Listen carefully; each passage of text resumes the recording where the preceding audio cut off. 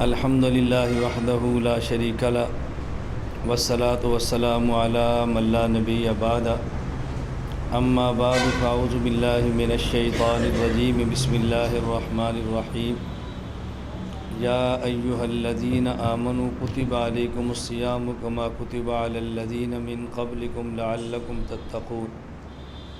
عن سلمان رضی اللہ عنہ قال خطبنا رسول اللہ صلی اللہ علیہ وسلم فی آخر یوم من شعبان فقال یا ایہا الناس قد اظلکم شہر عظیم مبارک اللہم صلی علی محمد وعلی آل محمد کما صلیت علی ابراہیم وعلی آل ابراہیم انک حمید مجید اللہم بارک علی محمد وعلی آل محمد کما بارکت علی ابراہیم وعلی آل ابراہیم انک حمید مجید۔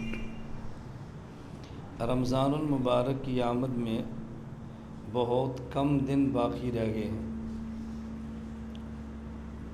اور رمضان المبارک کی آمد سے قبل رمضان المبارک کے معمولات پر گفتگو کرنا یہ حضور اکرم صلی اللہ علیہ وسلم کی مبارک سنت ہے۔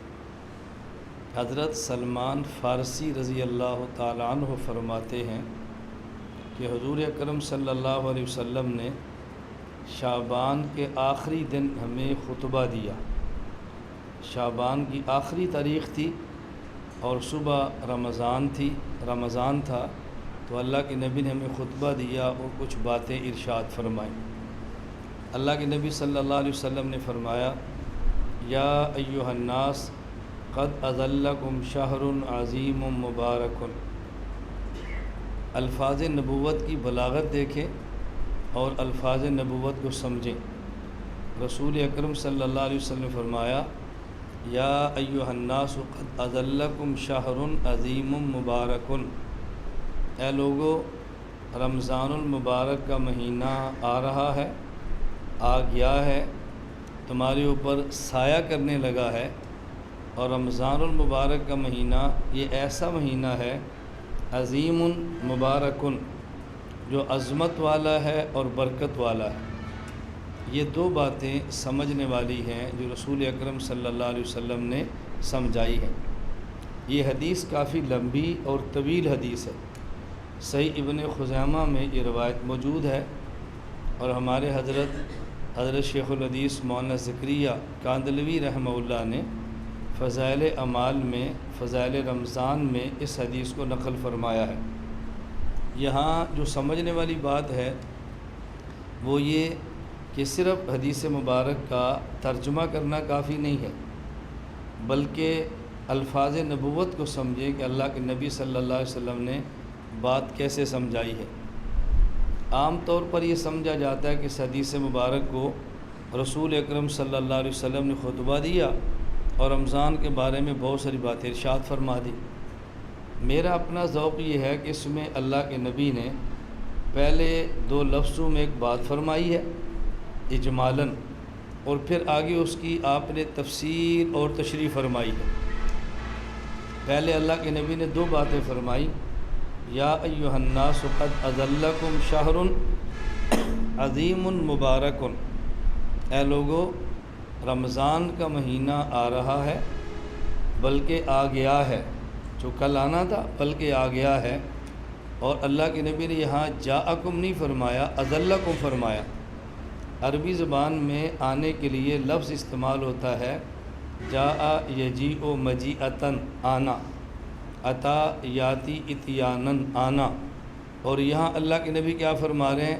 اظل یظل اذلالاً۔ اب عطا کا معنی ہے آنا، اور اظلہ کا معنی ہے آنا ہی نہیں، چھا جانا۔ تو بعض آتے ہیں اور چلے جاتے ہیں اور ان کے آنے کا پتہ بھی نہیں چلتا اور جانے کا بھی نہیں چلتا، اور بعض دنیا میں آتے ہیں اور چھا جاتے ہیں، پوری دنیا کو پتہ چلتا ہے کہ وہ آدمی آیا تھا اور گیا ہے۔ رمضان کے علاوہ باقی مہینے آتے ہیں اور چلے جاتے ہیں، رمضان آتا ہی نہیں بلکہ چھا جاتا ہے۔ دنیا میں ہر شخص کو پتہ چلتا ہے کہ رمضان آ گیا ہے، رمضان آ گیا ہے۔ فرق کیا ہے؟ کہ جو ایمان والے ہیں، تعلق مع اللہ والے ہیں، وہ رمضان کی برکات محسوس کرتے ہیں اور سمجھتے ہیں رمضان آ گیا ہے، اور جب رمضان جاتا ہے تو ان کو محسوس ہوتا ہے کہ برکات نہیں رہی، وہ سمجھتے ہیں کہ چلا گیا ہے۔ اور جو کمزور ایمان والے ہیں، پتہ ان کو بھی چلتا ہے رمضان آ گیا ہے، لیکن وہ روزہ رکھ لیتے ہیں، پھر روزہ لمبا ہوتا ہے، پھر تھک جاتے ہیں، پھر پریشان ہوتے ہیں، سمجھ ان کو بھی آتی ہے کہ آ گیا ہے۔ سمجھ آنے میں فرق ہے، بعض اس کی برکات کو دیکھ کر خوش ہوتے ہیں آ گیا ہے، اور بعض رمضان کی مشقت سے گھبرا کر سمجھتے ہیں کہ رمضان آ گیا ہے، اور جب رمضان گزرتا ہے تو مشقت گزرتی ہے، وہ سمجھتے ہیں رمضان چلا گیا ہے۔ میں اس پر ایک لطیفہ عرض کرتا ہوں۔ کہتے ہیں ایک ہندو نے کلمہ پڑھا اور کلمہ پڑھ کے مسلمان ہو گیا۔ ہندو کلمہ پڑھ کے مسلمان ہوا تو پاس کھڑا ہوا ایک خان صاحب اس ہندو کو دیکھ کر ہنس رہا تھا۔ تو کسی نے پوچھا بھئی تو کیوں ہنستا ہے؟ وہ ہنسنے کا انداز ایسے تھا جیسے آدمی کسی کا مذاق اڑا رہا ہو۔ کیوں ہنستا ہے؟ اس نے کہا ابھی اس نے کلمہ تو پڑھ لیا ہے، جب جولائی کے روزے آئیں گے اس کو پھر سمجھ آئے گی۔ میں ہنستا اس پر ہوں کہ اس نے کلمہ بڑے شوق سے پڑھا ہے، اس کو جولائی کے روزے دیکھے بتائیں گے کلمہ پڑھا ہے تو ہوتا گیا ہے، میں اس پر حاضر ہوں۔ تو میں یہ گزارش کر رہا ہوں، اب دیکھیں ہر بندہ محسوس کر رہا ہے رمضان آ گیا ہے، لیکن آنے اور محسوس کرنے کا فرق ہے۔ اللہ کے نبی نے فرمایا کہ رمضان آ گیا ہے، رمضان چھا گیا ہے، اور فرمایا یہ عظمت والا بھی ہے اور برکت والا بھی ہے۔ یہ اس حدیث کا متن اور بنیاد ہے۔ آگے اللہ کے نبی صلی اللہ علیہ وسلم نے اس کی تشریح فرمائی ہے، اور اس کی تشریح آپ کو تب سمجھ آئے گی کہ جب آپ برکت کا معنی سمجھیں گے۔ جب برکت کا معنی نہیں سمجھیں گے تو حدیث اس کی شرح کیسے ہے یہ سمجھ نہیں آ سکتی۔ جیسے ہمارے ہاں کوئی بزرگ، کوئی عالم، کوئی استاد بیان فرمائیں، وہ فرماتے ہیں بھی یہ دو لفظ آپ سمجھ لیں تو میں ان کی ذرا تشریح کرتا ہوں۔ اللہ کے نبی نے پہلے دو لفظ فرمائے اور پھر پوری حدیث اس کی شرح فرمائی ہے۔ پہلے یہ سمجھیں کہ برکت کا معنی کیا ہے، پھر اگلی بات آپ کو سمجھ آئی۔ عربی زبان میں دو لفظ ہیں جو ہمارے اردو میں بھی استعمال ہوتے ہیں، ایک لفظ برکت اور ایک لفظ کثرت۔ برکہ اور کثرہ، برکت اور کثرت۔ اگر 4 روٹیاں ہوں اور 10 بندے کھائیں اور پیٹ بھر جائے تو ہم کہیں گے کہ یہ کھانا برکت والا ہے، اور اگر 4 روٹیاں ہوں اور ایک بندہ کھائے اور پیٹ نہ بھرے تو ہم کہیں گے یہ کھانا کثرت والا ہے۔ 4 روٹیاں 10 بندے کھائیں اور پیٹ بھر جائے تو یہ کھانا برکت والا، اور 4 روٹیاں ایک بندہ کھائے اور آدھا پیٹ بھی نہ بھرے تو یہ کھانا، اب یہ روٹیاں زیادہ تو ہیں لیکن برکت والی نہیں ہیں، اور اگر 10 بندوں کا پیٹ بھر جائے تو روٹیاں تھوڑی ہیں لیکن برکت والی ہیں۔ اب آپ سمجھیں برکت اور کثرت کا معنی کیا ہے۔ اگر چیز تھوڑی ہو مقدار میں، کمیت میں، حجم میں، اور فوائد زیادہ ہوں تو کہیں گے برکت ہے، اور اگر چیز مقدار، کمیت اور حجم میں زیادہ ہو اور فوائد تھوڑے ہوں تو پھر کہیں گے کہ یہ چیز کثرت والی ہے۔ تو کثرت اور برکت میں فرق سمجھیں۔ حضرت مولانا مفتی رشید احمد لدھیانوی نور اللہ مرقدہ کراچی والے، میں نے بچپن حضرت کی صحبت میں گزارا ہے، درجہ اولا، درجہ ثانیہ اور درجہ ثالثہ۔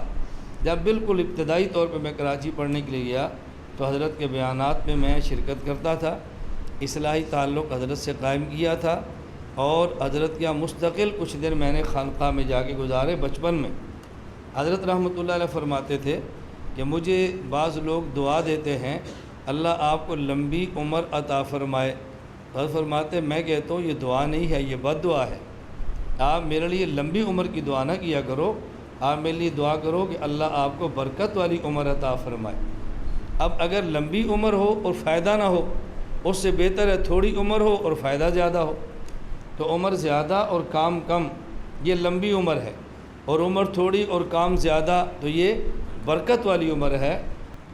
تو ایک لفظ کثرت ہے اور ایک لفظ برکت ہے۔ میں آپ کے لیے دعا مانگتا ہوں اللہ آپ کو برکت والی عمر عطا فرمائے، آپ میرے لیے دعا مانگیں اللہ مجھے برکت والی عمر عطا فرمائے۔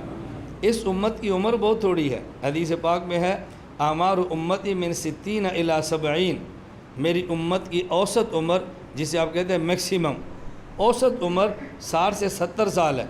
अब देखो बहुत थोड़ी उम्र है, लेकिन थोड़ी उम्र में बरकत होगी, अल्लाह काम दुनिया में लेगा, और अगर बरकत नहीं होगी तो लंबी उम्र में काम एक इलाके के अंदर भी नहीं लेगा। मैं आप हज़रात चूँकि अक़ीदतमंद हैं और दोस्तों का हमारा मोहब्बत का ताल्लुक़ है, इनको ऐसी बातें सुनाने में हर्ज नहीं, बल्कि अपने अहबाब इससे खुश होते हैं। मेरे अल्लाह का इतना करम है बिहम्दिल्लाह ताला, थोड़ी सी उम्र में अल्लाह पाक ने मुझसे, आपके इस मरकज़ से और हमारी इस टीम से इतना काम लिया है कि आइंदा नस्लें इसको याद रखेंगी इंशाअल्लाह। दुनिया में खुदा पाक ने इस काम को बहुत फैलाया है। अल्लाह मज़ीद बरक़ात अता फ़रमाए, अल्लाह शुरूर और फितन से महफूज फरमाए। ला इलाहा इल्लल्लाह, ला इलाहा इल्लल्लाह, ला इलाहा इल्लल्लाह, मा लना रब्बुन सिवा। ला इलाहा इल्लल्लाह।